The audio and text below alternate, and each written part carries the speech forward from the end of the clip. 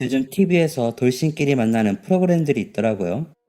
각자의 절절한 사연에 본격적으로 보진 못했지만 오다 가다 보면서 눈물이 나기도 하더라고요. 그러면서 제 예전 이야기들이 생각나더군요. 이 정도 이야기하니 알아들으신 분들이 계시겠네요.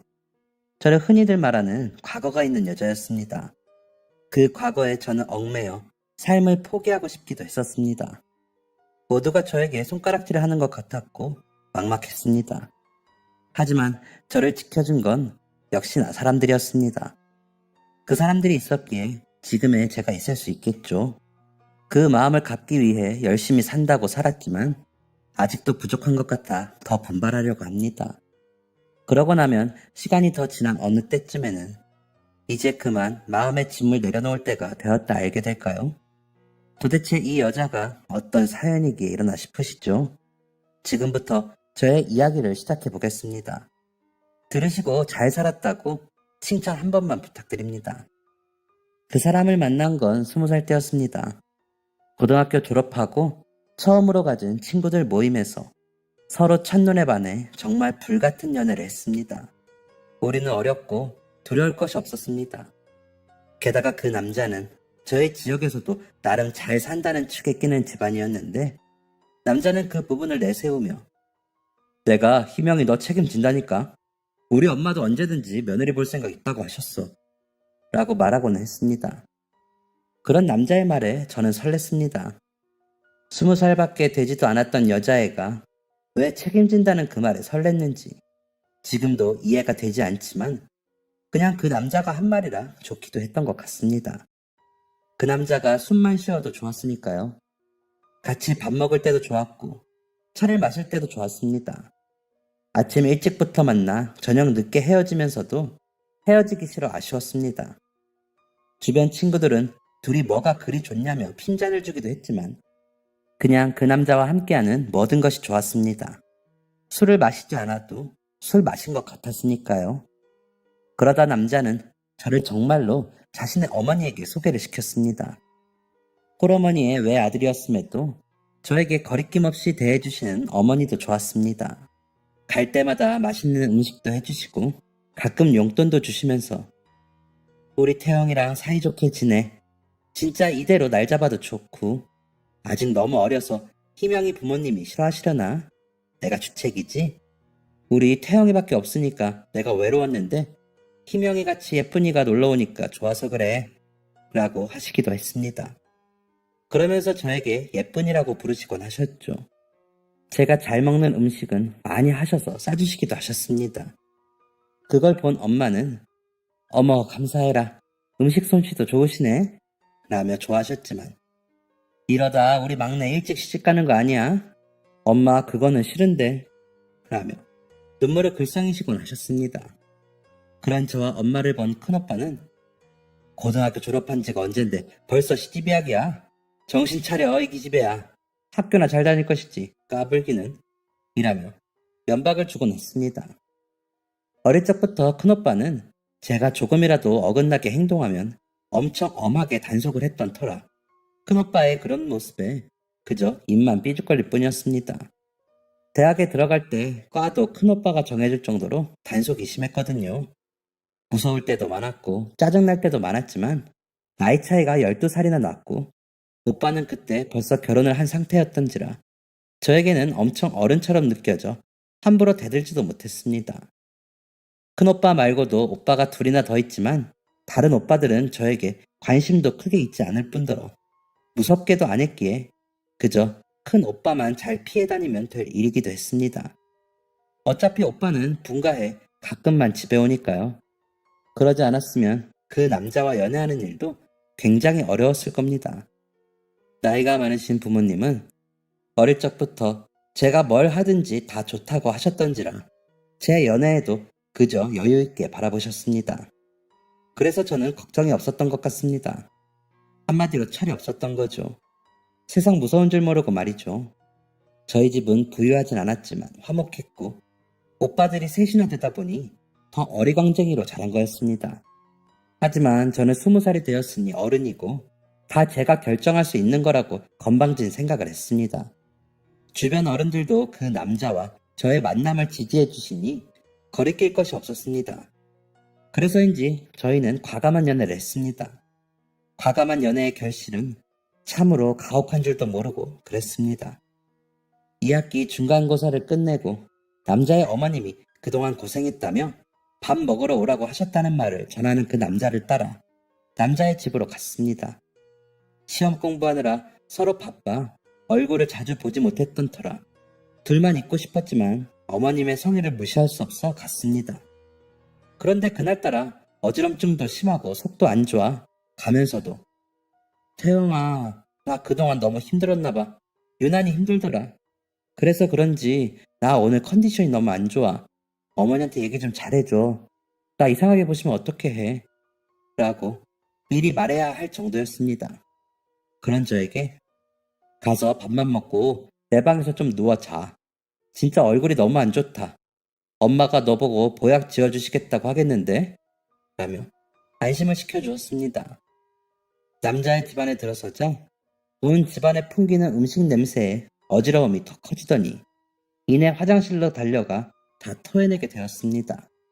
코를 붙들고 다 개워내는 저를 본 남자와 어머니는 매우 놀란 듯 보였습니다. 하지만 제게 그건 중요한 게 아니었습니다. 당장에 쓰러질 것 같더라고요. 속도 너무 안 좋고 음식 냄새가 너무 역하게 느껴져 그 집에 더 있을 수가 없었습니다. 어머니, 너무 죄송한데 제가 되게 체했나 봐요. 음식하느라 힘드셨을 텐데 어쩌죠? 저 이만 가봐야 할 것 같아요. 라는 말만 남기고 문을 박차고 나와 버렸습니다. 남자는 따라 나오더니 괜찮아? 집에 데려다 줄게. 기다려봐. 택시 잡자. 라며 저를 달랬지만 저는 다시 올라오는 구토를 참지 못하고 골목에 쪼그려 앉아 다시 한번 다 토해냈습니다. 진짜 혼이 빠지는 것 같았습니다. 그런 저를 걱정스러운 얼굴로 보던 남자는 제 등을 치며 괜찮냐는 말만 반복해서 할 뿐이었습니다. 저는 그저 어딘가에 가서 몸을 뉘이고 싶었습니다. 아무것도 눈에 들어오지 않더라고요. 남자는 우리 집에 가서 일단 좀 누웠다가 갈래? 체했으면 약도 좀 먹고 라고 하는데 저는 고개를 가로저으며 그냥 나 택시만 좀 잡아줘. 태영이 너는 그리고 들어가. 어머니 음식 많이 하셨는데 너라도 먹어야지. 난 그냥 얼른 가서 쉬고 싶어. 라고 하면서 울었습니다. 왜 그런지 눈물이 그렇게 나더라고요. 어쩌면 저는 그때 알았는지도 모르겠습니다. 제 뱃속에 새 생명의 싹이 텄음을요. 본능적으로 느껴진 건지 약도 먹기 싫었으니까요. 그렇게 집으로 돌아와 방으로 들어가 옷도 벗지 못하고 침대에 누워 쓰러지듯 잠이 들었습니다. 정말 너무 피곤하고 잠만 쏟아졌거든요. 정신없이 잠을 자는데 굉장히 달콤한 열매를 따서 먹는 꿈을 꾸었습니다. 보랏빛 길쭉한 포도송이 같은 그 열매가 갑자기 반짝반짝거리더니 보석으로 변하는 걸 제가 잔뜩 따서 품에 안는 꿈이었습니다. 꿈이었지만 그 달콤함과 싱싱한 감촉이 생생했고 보석으로 변한 열매가 너무 예뻐서 귀하게 품에 안은 것이 진짜 같았습니다. 일어나 그 느낌이 사라지는 게 아쉬워 눈물이 날 정도였으니까요. 다시 한번 느껴보고 싶을 정도로 좋았거든요. 아침에 일어난 저를 본 엄마는 어제 많이 아팠어? 태영이 전화해서 걱정하더라. 놀란 것 같던데? 라고 하시는데 그제야 그 남자에게 연락을 해줘야겠다고 생각했습니다. 하지만 불안한 마음에 바로 연락을 할 수가 없었습니다. 확실히 해두는 게 좋을 것 같아 학교 앞 약국에서 임신 테스트기를 구입해 수업에 들어가기 전에 화장실로 향했습니다. 선명히 나타나는 두 줄에 화장실에서 차마 나오지를 못하고 정신을 놓고 있었습니다. 원래도 불규칙했던 월 행사에 그다지 신경 쓰지 못했는데 그만 임신이 되었던 거죠. 수업에 들어가지도 못하고 공중전화로 달려가 남자에게 삐삐를 쳤습니다.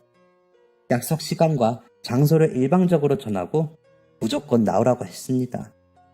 평소와는 전혀 다른 방식이었기에 남자는 놀랐는지 저보다 먼저 약속 장소에 나와 있었습니다. 그래서 쓱 임신 테스트기를 내밀었습니다. 남자는 이게 뭐야? 이거 어떻게 된 건데? 라며 눈이 동그래져서 물었습니다. 그 물음에 대답도 못하고 저는 고개를 숙이고 울어버렸습니다. 남자와 만나고 나니 더 느껴졌거든요. 부모라는 이름이 어울리지 않을 정도로 저희는 어리고 무지했습니다.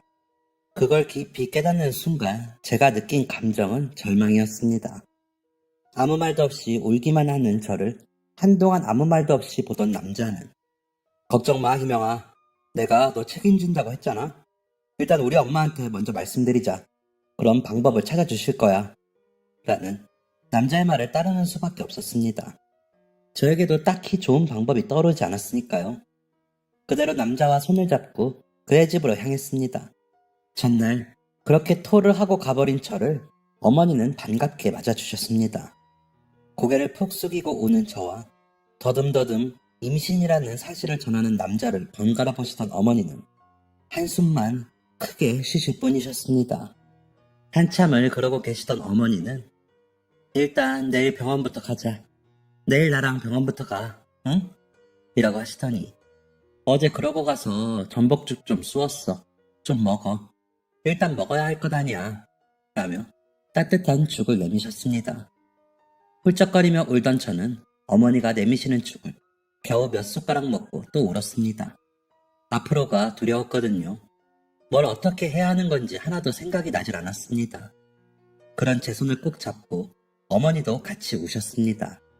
어머니도 막막하셨겠죠. 다음날 어머니를 만나 산부인과를 향했습니다. 검진을 기다리는 동안 머리가 어지럽고 속이 울렁거렸지만 콩쾅거리면서 뛰는 심장을 부여잡는 게 더 힘들었습니다.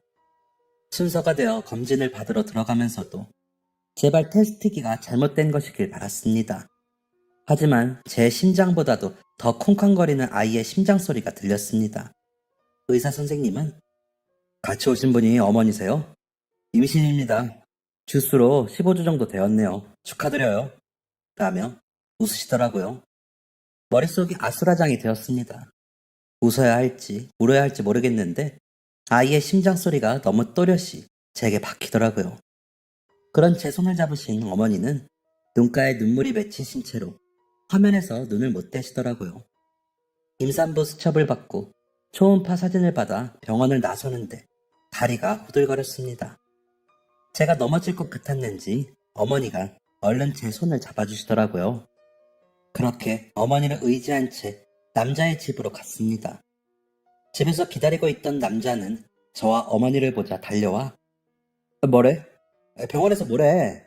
라며 묻는데 그런 남자를 보자니 또 눈물이 나더라고요. 그 자리에 서서 울면서 초음파 사진을 내밀었죠. 남자는 어디가 아기인 거야? 라며 한참을 보더니 희명아, 어쨌든 우리 사랑의 결실이잖아. 조금 빨리 찾아오긴 했지만 우리 이 아이 낳아서 키우자. 결혼도 하고 엄마랑 이야기했는데 너가 휴학하고 아기 낳고 몸조리하면 엄마가 아이 키워주신대. 우리는 원래대로 학교 다니고 라며 저를 안아주더라고요. 엉엉 울어 머리가 울려 아프면서도 남자가 하는 말에 안심이 됐습니다. 아이를 낳아 기를 수 있는 방법이 있다는 말에 마음이 놓였는지도 모르겠습니다. 그래서 고개를 끄덕이며 울었습니다. 그런 저희를 본 어머니는 그래, 내가 할머니니까 해야지. 어쩌겠니? 일단 부모님께 말씀드리고 한번 뵙자고 해. 라고 하시더라고요. 그렇게 집에 들어갔는데 큰오빠가 집에 와 있더라고요. 대뜸 저를 보더니 너 일찍 안 다닐래? 언제까지 그렇게 철이 없을래? 세상 무서운 줄 모르고 라고 인상을 쓰더라고요. 그런 오빠가 무서워 방으로 도망가면서 내가 애인가? 오빠는 괜히 라며 말대꾸를 하고는 문을 닫았습니다. 남자와 어머니에게는 집에 말하기로 약속하고 왔는데 큰오빠 때문에 도저히 그날 말을 못하겠더라고요. 그렇게 눈치만 보다 시간은 흘렀습니다. 점점 살이 찌고 배가 나오는데 그걸 감추고 학교 생활을 하자니 힘들긴 했지만 아이가 있다는 생각에 버틸 수 있었습니다. 어떤 아이일까 생각하면 웃음이 났습니다. 남자는 그런 채 마음을 헤아리기라도 하는 듯이 저를 위해 배려하느라 바빴습니다. 부모님께 임신 사실을 말하지 못하는 저를 좀 답답해하긴 했지만 기다릴 수 있다며 말해주곤 했죠. 병원에서는 24주가 넘자 이리저리 검사할 게 많다며 다음 검진 때도 아빠랑 꼭 같이 오라고 당부하셨습니다. 검진을 받고 나오며 이제는 정말 부모님께 말해야 한다고 다짐을 하고는 집으로 돌아왔습니다. 일부러 묶어놓았던 복대도 하지 않고 집으로 들어갔습니다. TV를 보시던 엄마와 아빠는 저를 보시더니 눈이 동그래지시더니 너 배가 왜? 라며 물으시더라고요. 아무 대답도 못하고 울면서 서 있는 저를 거실에 앉히시더니 너 설마? 라며 채근하셨습니다. 산모수첩을 꺼내는 저를 보신 엄마는 이놈의 계집애가 정말? 이라며 제 어깨를 마구 때리셨습니다. 저는 배를 감싸 안고 울기만 했죠. 아빠는 한참을 망연자실해 계시더니 그놈한테 연락해서 오라고 해. 뭐라고 하는지 드러나 보자. 라고 하시더니 방으로 들어가셨습니다. 엄마는 태영이 집에서도 아니? 도대체 이렇게 될 때까지 왜 말을 안 했어? 너 이러고 학교를 다닌 거야? 라며 물으시기에 이번 학기 끝내고 휴학할 거야. 아이 낳으면 어머니가 키워주신댔어. 라며 울었습니다. 그러자 아이고 퍽도 너 나이가 몇 살인데 애를 낳아 이 등신아. 라며 가슴을 치시더라고요. 엄마의 그런 반응을 예상하긴 했지만 그래도 서운했습니다. 왜 남자의 어머니처럼 우리 둘 사이의 결실인 이 아이를 받아들여주지 않는지 원망스럽기도 했고요. 어떻게든 아이를 지켜야 한다는 생각에 배를 감싸 안고 엄마로부터 지키려고 애를 썼습니다. 오빠들은 다행인지 늦게 들어와 그 난리를 보진 못했습니다. 그렇게 한바탕 난리가 난 집은 밤이 늦어져서야 잠잠해졌습니다. 일단 집에 말씀은 드렸지만 이제 남자가 집으로 찾아오고 부모님들을 만나게 하는 순서가 남았었습니다. 이렇게 시집을 가게 되는 게 부모님께 죄송했지만 사랑의 책임이라 생각했습니다. 이런 방법이 최선이라고 생각했습니다. 다음날 아침 남자에게 전화를 걸었지만 받지 않더군요. 남자 방에 전화가 따로 놓여 있어 그 시간에는 전화를 받는데 받지 않더라고요. 부모님께 인사를 시켜야 했으므로 마음이 급해 어머님이 계시는 거실 전화로도 전화를 해봤지만 전화를 받지 않았습니다. 무슨 일이 있나 싶었지만 통화가 안 되니 제 마음만 타들어갈 뿐이었습니다. 일단 학교에 가서 휴학계를 내기로 한 날이라 학교를 향했습니다. 휴학계를 내고 학교 공중전화에서 남자에게 다시 전화를 해봤지만 받지 않았습니다. 어머니에게도 연락해봤지만 통화가 안 됐습니다. 남자의 집으로 가기 위해 택시를 탔습니다. 남자의 집 앞에 내려 벨을 눌렀지만 아무도 나오지 않았습니다. 그쯤 되니 무슨 일이 생긴 건가 싶어 걱정이 되었습니다. 그렇게 남자의 집 앞에서 발을 동동거리고 있는데 남자가 피곤한 얼굴로 나타났습니다. 왔어? 엄마 여행 가셔서 안 계시는데 라며 웃더군요. 그래서 어디 갔다가 와? 연락이 안 돼서 놀랐잖아 라며 인상을 썼더니 친구들하고 술 좀 마셨어. 요즘 일이 많았잖아. 스트레스 좀 풀려고 라며 답하더군요. 그 말을 듣는 순간 너무 섭섭했습니다. 우리 집은 난리가 났고 우리 부모님은 잠도 못 주무시고 나는 휴학계를 내고 왔는데 책임지겠다던 사람들은 술을 마시고 여행을 가다니요. 집에 이야기했어. 아빠가 와서 이야기하라셔. 그러고 나서 부모님 만나는 자리 만들어야 할 거 아니야. 나 오늘 휴학계도 내고 왔어. 라며 더 인상을 쓰며 말했습니다. 그러자 남자는 갑자기 정색을 하더니 근데 왜 인상을 쓰고 이야기하냐? 너 임신한 게 내 책임만 있냐? 내가 너를 억지로 그런 것도 아니고 책임진다고 했잖아. 너만 힘들어? 나도 힘들어. 이 나이에 애 아빠가 되게 생겼는데 나라고 뭐 룰루랄라 좋겠어? 일단 집에 가서 기다려. 내가 연락할게. 엄마 여행 끝내고 오시면 갈 테니까 기다려. 라며 화를 내더니 집으로 들어가 버렸습니다. 길거리에 버려진 것 같은 기분이 들어 남자를 따라 들어갈까 싶었지만 남자는 배를 눌러도 문을 열어주지 않았습니다. 갑자기 세상이 더 깜깜하게 느껴졌습니다. 남자의 태도가 그동안과 너무나 달라졌기에 불안하고 무서워졌습니다. 그리고 한 달 동안 남자는 연락이 힘들었습니다. 겨우 통화가 되어 검진받으러 병원 앞으로 오기로 약속을 했음에도 나타나지 않았습니다. 어머니도 내가 요즘 큰일 앞두고 정신이 없네. 주변 사람들에게도 내가 은근 귀띔을 하려면 이리저리 만날 사람도 많고 부모님 뵙는 거는 일단 내가 다시 연락할 때까지 기다려. 응? 이라며 황급히 전화를 끊기 일쑤였습니다. 배는 점점 불러오고 남자는 나타나지 않자 저희 집에서는 더 난리가 났습니다. 엄마는 도대체 그놈이랑 연락은 되는 거니? 왜 안 와? 아니면 내가 그 집으로 갈까? 너희 오빠들도 다 알게 생겼어. 어쩔 거야? 너희 둘째 오빠는 여자 데리고 온다는데 너 배는 점점 더 불러오는데 그놈은 언제 나타나니? 응? 이라며 채근을 하셨습니다. 너무 무서웠습니다. 배는 더 이상 감출 수 없을 만큼 나와 큰오빠가 올 때면 방에 숨어서 나가지도 못했습니다. 밖에 외출도 겨우 해야 할 판이었습니다. 20살의 어린 딸이 결혼도 안 하고 임신을 했다는 걸 누가 알기라도 할까봐 부모님은 전전긍긍 하셨으니까요. 저도 창피해 친구들도 만나지 못했습니다. 남자와는 점점 더 통화도 힘들었습니다. 어머니와도 겨우 통화가 되면 어머니는 미안하다. 에휴, 나도 이게 무슨 일인지 모르겠다, 희명아. 미안해. 라며 전화를 끊곤 했습니다. 어떤 날은 무슨 말을 하려다가 멈칫거리더니 옆에서 남자가 뭐야, 끊어. 라면서 강제로 전화를 끊어버리기도 했습니다. 그런 일들이 계속 반복되니 알겠더라고요. 저는 남자에게 버림받은 것이었습니다. 달콤한 말로 저를 떼어내고 이렇게 임신까지 하게 만들어 놓고 저를 버린 것이었습니다. 다 책임지고 아이를 키우게 해주겠다던 그 사람의 엄마도 마찬가지라고 생각하니 소름이 끼쳤습니다.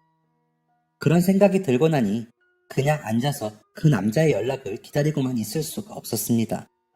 남자와 그의 어머니를 만나야 했습니다. 새벽에 일찍 남자의 집으로 가 벨을 눌렀습니다. 진짜 몇십 번을 눌렀던 것 같습니다. 그 남자의 어머니가 나오더니 희명아, 너가 답답한 거 내가 왜 모르겠니? 그런데 사람 인연은 억지로 잊지 못하는 거야. 이거 가지고 가서 아이 낳고 아이는 입양을 보내든지 해라. 너도 너 인생이 있는데 미련하게 아이 키운다고 고생하지 말고 아니면 내가 알아봐 줄까? 너희 부모님께는 죄송한데 너희 부모님도 너가 저지른 일에 약간 책임지셔야지. 우리 그렇게 마무리하자. 태영이가 도저히 안 되겠나 봐. 그걸 내가 억지로 잡아 끈다고 될 일도 아니고 라면서 대문 안으로 들어가려 했습니다. 그런 어머니를 붙들고 어머니, 태영이 한 번만 만나게 해주세요. 어머니 제 배 좀 보세요. 아들이래요. 어머니도 아들 원하셨잖아요. 어머니 왜 이러세요? 이제 와서 애를 어떻게 해요? 어머니 제발 이러지 마세요. 라며 빌었습니다. 그래도 돌아보지 않는 어머니 다리를 붙들고 무릎까지 꿇고 빌었습니다. 그런데도 어머니는 그 돈이면 아이 낳고도 새 출발할 때 힘들지 않을 거야. 그리고 희명아, 너도 네 인생 생각해. 미련하게 굴지 말고. 라더니 제 손을 뿌리치고 들어가 버렸습니다. 돈봉투를 끌어안고 그 집 앞에서 엉엉 울었지만 남자는 나와보지도 않았습니다.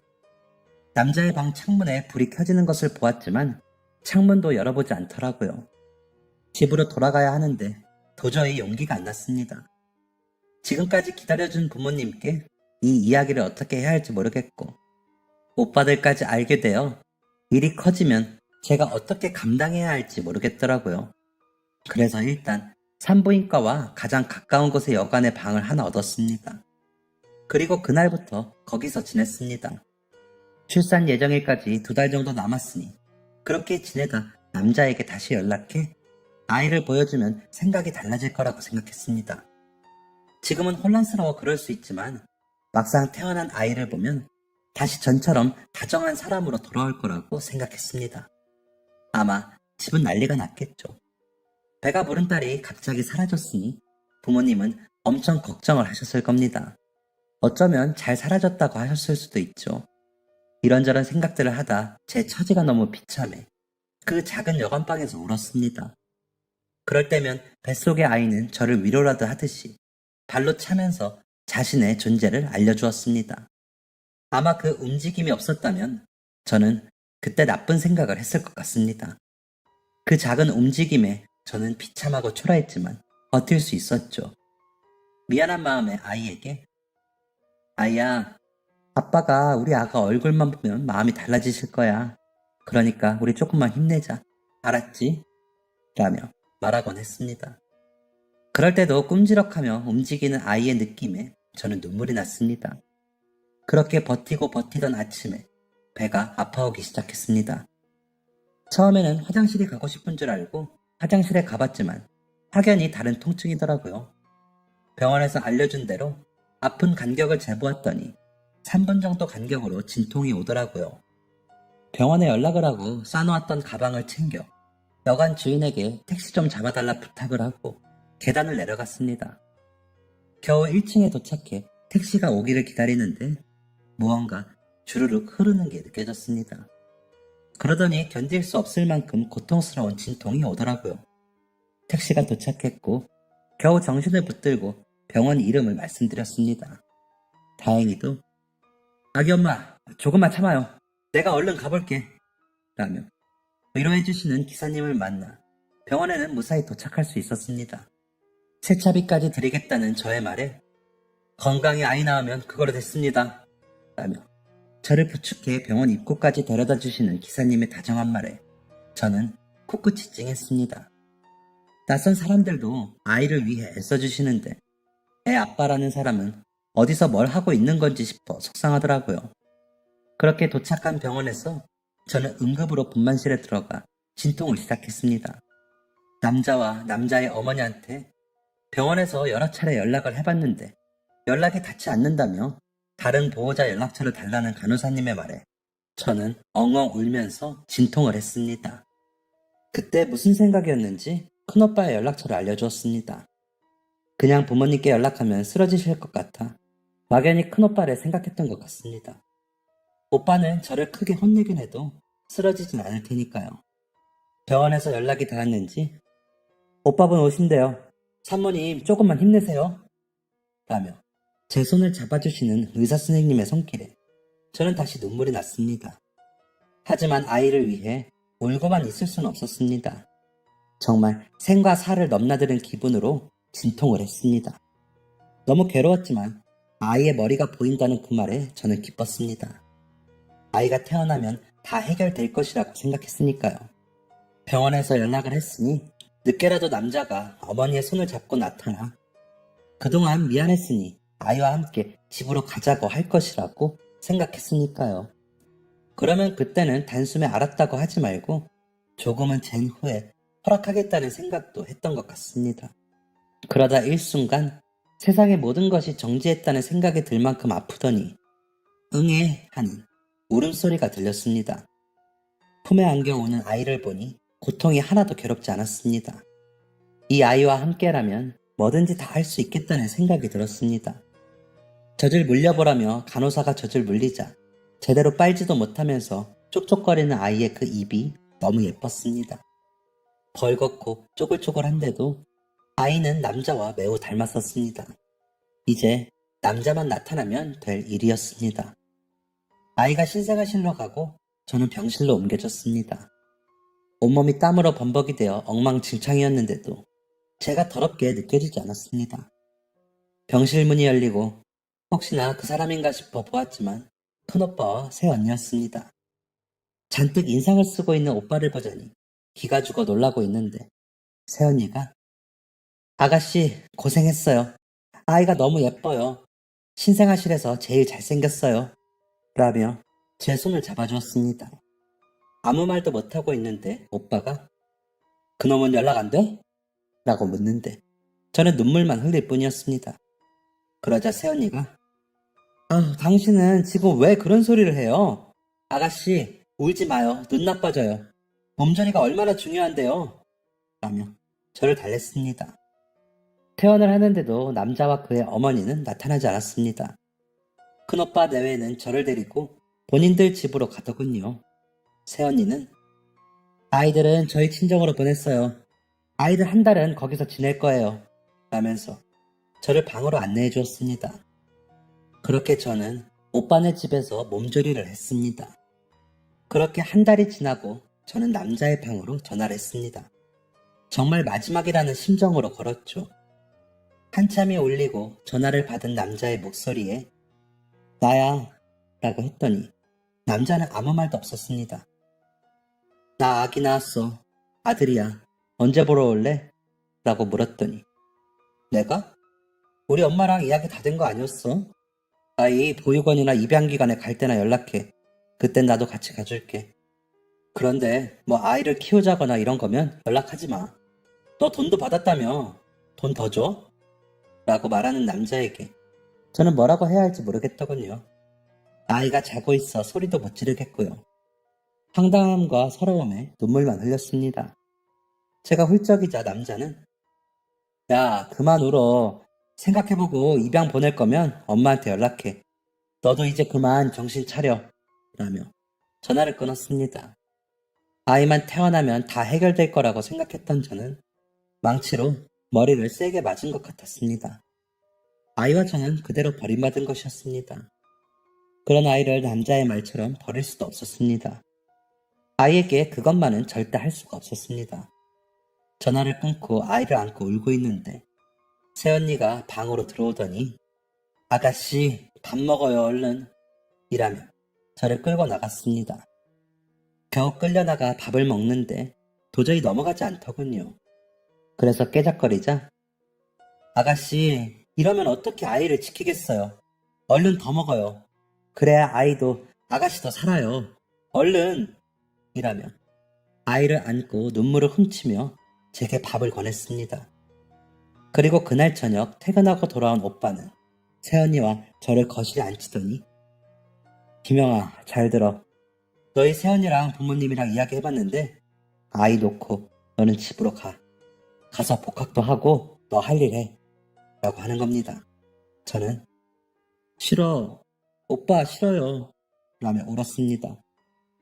우리도 아이들 더 이상 처갓집에 맡길 수 없어. 데리고 와야 해. 애들 보기 전에 너는 가. 애는 우리가 호적에 올리고 우리 자식으로 키울 거야. 너도 봐서 알겠지만 너희 새언니 낳지 않았다고 차별하고 그러지 않을 거야. 너 이제 막 21살인데 어떻게 애를 키우고 살래? 오빠한테 맡기고 너는 너 인생 살아. 아이 본다고 자주 오지도 말고 지금 우리 애들 보듯이 그러고 살아. 너 집으로 가면 어학연수 3개월 다녀오고 돌아와서 복학해. 라는데 저는 아무 말도 못하고 엉엉 울기만 했습니다. 다음날 아침 새언니는 아무 말도 없이 저의 손을 잡고 튕긴 가방을 쥐어주었습니다. 안 가겠다고 버텨봤자 소용이 없다는 걸 안 저는 그저 묵묵히 오빠 집을 나와 집으로 향했습니다. 엄마는 아무 말 없이 저를 안고 우셨습니다. 아이는 한 달 뒤쯤 조카들과 왔습니다. 민호라는 이름이 생겼더군요. 큰 조카는 고모, 민호가 엄마 뱃속에 있었는데 아무도 몰랐대요. 엄마가 갑자기 배가 아파서 우리가 외할머니네 가 있는 동안 태어났대요. 대단하죠? 되게 예뻐요. 라며 동생 자랑을 했습니다. 아이를 안아보고 싶었지만 옆에서 엄마가 제 손을 잡고 놔주지 않아 그러지도 못했습니다. 그렇게 아이는 큰 오빠네 막내 아들로 자랐습니다. 오빠는 전보다 집에 자주 오지 않았습니다. 제가 간다고 하면 오지 말라고 했고요. 가끔 오빠가 데리고 온 아이를 보면 티 없이 잘 자라고 있었습니다. 저는 남자의 어머니에게 받은 돈을 집으로 오기 전에 새언니에게 모두 드렸습니다. 하지만 새언니는 아가씨, 자식 키우는 사람이 남의 돈을 왜 받아요? 이걸로 아가씨 어학연수나 다녀와요. 내 자식은 내가 키워요. 라고 했을 때 저는 알았습니다. 오빠와 언니가 누구보다 아이를 잘 기를 거라는 걸요. 하지만 또 저는 저대로 아이에게 해주고 싶은 마음을 표현하고 싶어 조카들 선물까지 함께 보내고는 했습니다. 조카들은 고모 최고라며 좋아했습니다. 저는 어학연수는 가지 않았습니다. 그리고 그 돈으로 조카들과 아이에게 이것저것 사서 보내는데 돈을 썼습니다. 보내면서도 혹시나 언니가 마음 상할까봐 조카들 것을 더 좋은 것으로 사서 보냈습니다. 그리고 가을에는 복학을 했고 열심히 다녔습니다. 그리고 좋은 학점으로 졸업을 했고 괜찮은 회사에 취직을 했습니다. 엄마는 간간히 선짜리 이야기를 하셨지만 엄마 그거 사기야 라는 제 말에 아무 소리 못하시고 포기하시곤 했습니다. 저는 그냥 아이가 자라는 것을 지켜보며 살기로 결심했던 터라 엄마가 결혼 이야기를 꺼내실 때마다 단호하게 말하곤 했습니다. 아이는 무럭무럭 컸습니다. 웃을 때 남자의 얼굴이 보여 볼 때마다 마음이 아팠지만 엄마 껌딱지인 아이는 제게 잘 오지도 않고 새언니만 따라다녔습니다. 조카들이 고모, 민호가 엄마를 다 가져가서 우리는 엄마랑 잘 앉지도 못해요 라며 푸념을 할 정도로 아이는 오빠와 새언니에게 사랑을 듬뿍 받고 자랐습니다. 그래서 안심이 되고 아이가 자라는 것을 볼 수 있어 좋았지만 그래서 더 쓸쓸하고 싫었습니다. 한 번이라도 아이에게 엄마 소리를 듣고 싶었고 한 번이라도 제 품에 꼭 안고 잠이 들고 싶었거든요. 하지만 제 아이임에도 모두의 눈치를 보느라 안아주지도 이름을 잘 부르지도 못했습니다. 아이에게는 그저 선물 잘 사주고 용돈 잘 주는 고모일 뿐이었죠. 그것만으로도 저는 만족하며 그저 아이를 바라보았습니다. 주변에서는 그런 저의 사정을 모르니 수녀가 될 거냐, 눈이 높냐, 골드 미스다 라며 그저 일밖에 모르는 여자로 여겼습니다. 30대 후반이 되어서는 그런 시선들이 더 심해졌죠. 아이가 고등학생이 되고 저는 아이 학원비라도 보태고 싶어 오빠에게 말을 꺼냈다가 내 새끼 내 형편대로 키운다. 너는 그저 좋은 고모 노릇이나 해. 오지랖 부리지 말고 라며 혼만났습니다. 둘째 오빠와 셋째 오빠네 조카들에게도 다 해준다고 했는데도 큰오빠는 그럼 걔들이나 해줘. 우리 애들은 내가 알아서 해 라며 딱 잘라 말하는데 너무 섭섭했습니다. 아이에게 아무것도 못하게 하는 그 마음을 헤아릴 수는 있지만 그래도 너무 야박하게 구니까요. 오빠에게 그렇게 거절을 당하고 속상한 마음에 집 앞에 있는 작은 호프집에 가 안주도 없이 소주를 마시고 있는데 누군가 아는 척을 하더라고요. 돌아보니 일 때문에 만난 협력사 과장님이었습니다. 아, 희명 팀장님, 집이 이 근처세요? 이렇게 뵈니까 또 반갑네요. 라는데 대충 인사를 하고 혼자 시간을 보내려는데 혼자 드시게요? 저도 혼자 왔는데 같이 드실래요? 라며 말을 더 이어가더군요. 그래서 혼자 좀 생각할 게 있어서요. 죄송합니다. 불편하시면 제가 자리를 피해드릴까요? 라고 말을 하자 그쪽에서 아, 네, 죄송합니다. 제가 눈치가 없었네요. 라더니 계산을 하고 나가더라고요. 그래서 마저 마시던 소주를 마시고 계산을 하려는데 아까 인사하신 손님이 계산 다 하셨어요. 라고 하기에 놀라 따라 나와보니 안 계시더라고요. 그러다 일하면서 만나게 돼 술값 이야기를 했더니 아유, 저희 잘 봐달라고 로비한 겁니다. 라며 웃고 마시더라고요. 근데 그 서글서글함이 편하게 다가왔습니다. 몇 년 전 교통사고로 사별하신 분이라 너무 안타깝다는 다른 직원들의 이야기를 들은 후라 그런지 마음이 쓰이더라고요. 그래서 술값을 갚겠다고 했습니다. 그날 이후 우리는 종종 소주 한잔하는 사이가 되었습니다. 처음엔 일 이야기만 나누었는데 점점 속의 이야기도 나누게 되더군요. 과장님은 아직도 아침에 일어나면 인기척이 없는 게 이상해요. 그 사람이 참 부지런해서 아침 준비를 열심히 해줬었거든요. 저녁도 마찬가지고요. 그렇게 지낸 게 1년도 채 되지 않는데도 아직도 그래요. 그래서 일부러 나와서 술을 마셔요. 집에 있는 게 너무 허전해서요. 라며 쓸쓸히 웃었는데 그 모습이 참 마음 아팠습니다. 그래서 다른 이야기를 해볼까 하다가 제 이야기를 시작했습니다. 한참을 아무 말도 없이 제 이야기만 듣던 과장님은 그래도 팀장님은 아이도 있고 잘하는 걸 볼 수 있었잖아요. 부럽네요. 저는 아이 얼굴도 못 봤어요. 심장 소리만 겨우 들었거든요.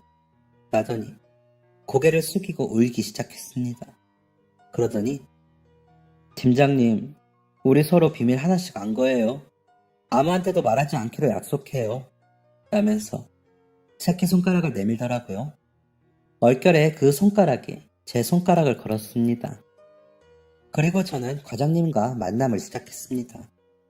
누가 먼저 사귀자고 하진 않았지만 보통의 연인들의 데이트를 하고 있더라고요. 과장님은 배려가 많은 사람이었습니다. 다정하고 제 입장을 잘 헤아려주는 모습이 보였습니다. 이 사람이라면 결혼을 해도 나쁘지 않겠다는 생각을 하게 되었습니다.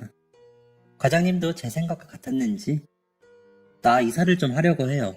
그런데 그 사람 짐은 버리지를 못할 것 같아요. 잘 싸서 보관만 해도 괜찮을까요?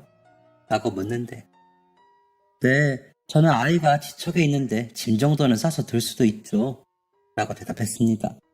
그랬더니 그 집에서 같이 사는 거는요? 라고 묻기에 네, 그래요, 그럼. 이라고 답해버렸습니다. 그렇게 과장님과 결혼을 약속한 저는 부모님께 좋은 소식을 전할 생각에 다소 들떠서 집으로 향했습니다. 집에 도착해보니 큰오빠가 혼자 집에 와 있더군요. 무슨 일인가 싶어. 오빠 무슨 일이에요? 라고 물으니 엄마가 태영이가 죽었다고 연락이 왔어. 라고 하시는 겁니다. 그 사람이 왜 죽어? 엄마는 그걸 어떻게 알았어? 오빠! 라고 묻자 오빠는 천천히 입을 열었습니다. 너가 갑자기 사라지고 태영이한테 연락이 왔어. 어머니랑 내가 나갔지. 그 집 엄마랑 둘이 무릎 꿇고 빌더라. 제발 아이만 지켜달라고. 뭐든지 다 할 테니 아이만 지켜달라고. 무슨 소리냐고. 희명이 인생 다 망쳐놓고 이게 무슨 소리냐고. 그 녀석 멱살을 잡았다. 그런데 나풀거린다는 말이 맞을 정도로 가뿐하게 들리더라. 이상해서 보니 사람이 병색이 완연해. 아프냐고 물어보니 암이래. 오래 못 살 것 같다고. 너 새 출발하게 하려면 그 방법밖에 없다면서 사정사정을 하더라. 지금은 자신들이 준 돈으로 어디서 지낼 것 같은데 아이 낳으려면 연락 올 테니까 제발 부탁한다면서 말이야. 안 그러면 보육원에 줬다고 하고 자신들한테 아이 보내달라고. 그러는데 태영이가 희명이 애 없으면 못 살 거라고 제발 아이는 보고 살 수 있게 해달라면서 사정을 하더라. 그래서 약속을 했다. 태영이는 그렇게 십몇 년을 투병을 했어. 그러다 아까 저녁에 그만 떠났다고 연락이 왔어. 라며 담담히 말하더군요. 믿을 수가 없었습니다. 제가 믿지 못하자 민호한테는 할머니 친구 만나러 가자고 하고 태영이 엄마는 가끔 보여줬어. 민호가 워낙 착해서 부침성 있게 잘하니까 얼마나 좋아하던지. 앞으로도 그렇게 보여주기로 했다. 애가 다 알면 얼마나 혼란스럽겠니? 너도 지금처럼 그냥 지내. 그래도 장례식에는 다녀오라고 이야기한 거야. 민호는 지네 형들이랑 너희 오빠가 내일 데리고 다녀올 거래. 아빠 친구다 하면서 너는 오늘 밤에라도 좀 다녀와. 라며 엄마가 말씀을 하시는데도 저는 믿을 수가 없었습니다. 엄마가 말한 장례식장으로 향하면서도 믿을 수가 없었습니다. 장례식장에 도착해 진태형이라는 이름이 적힌 편말을 보면서도 믿을 수가 없었습니다. 신발을 벗고 그 사람 영정 사진을 보고 어머니를 보면서 안기는데도 믿을 수가 없었습니다. 그 오랜 시간 혼자 아파하며 저에게는 나쁜 사람을 자초하다가 이렇게 떠난 게 그 사람이라는 사실을 믿고 싶지 않았습니다. 그런 줄도 모르고 제일 아픈 줄 알았던 제가 너무 바보 같았습니다. 저는 아이를 보면서 살았는데 그 사람은 그러지 못했으니까요. 아이가 태어나면서 어떻게 해주자던 그 사람의 말들이 떠올랐습니다. 놀이동산도 자주 가주고 싶다고 했었고 텐트 가지고 무작정 여행도 가고 싶다고 했었고 아이가 맞고 오면 다 무찔러 주겠다고 말하며 천진하게 웃던 그 사람의 모습이 떠올라 너무 괴로웠습니다. 어머니는 많이 늙고 수척해지셔서 처음엔 몰라볼 정도였습니다. 마르고 거칠어진 손으로 제 손을 잡으면서 희명아, 태영이가 많이 미안해했어. 너한테 너무 못되게 이야기해서 미안하다고. 나도 미안하다. 진심이 아니었어도 많이 아프게 해서 미안해. 라며 우셨습니다. 벌써 10수년이 지나 아이가 고등학생이 되었는데도 마치 어제 일인 것처럼 느껴지는 그 일이 거짓이라는 걸 이제야 알아서 속상했습니다. 그저 어안이 벙벙할 뿐이었죠. 그렇게 장례식장을 3일 동안 지켰습니다. 그래야 할 것 같아서요. 오빠는 아이들을 데리고 와서 인사를 하고는 갔습니다. 민호는 그런 자리가 어색하고 이상했는지 두리번거리다 갔습니다.